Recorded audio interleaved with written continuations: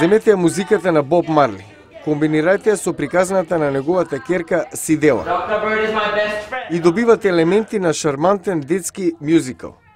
Майкл Бобит е уметнички директор на театарот MTC во близина на Вашингтон. Тој стои за адаптацијата на книгата за сценската изведба. Затоа одлучил да остане дома и да гледа телевизија. Но неговите пријатели и семејството се определени да го извадат надвор од домот за да може да почне да ужива во животот.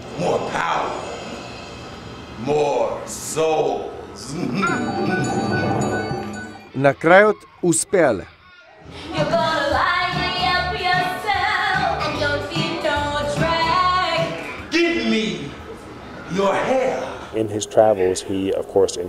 Низ авантурата тој се среќава со сите работи од кои се плаши, особено дапи. Зиги победи. Зиги осознава дека точно, животот е полн со опасности, но авантурите се позабавни од опасностите.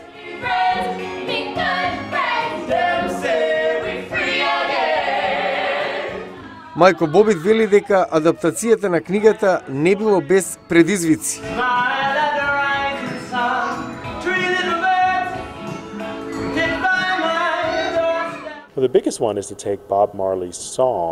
Најголемиот беше песните на Боб Марли да се направат да функционираат како поп нумери, а потоа да бидат и драматуршки употребливи.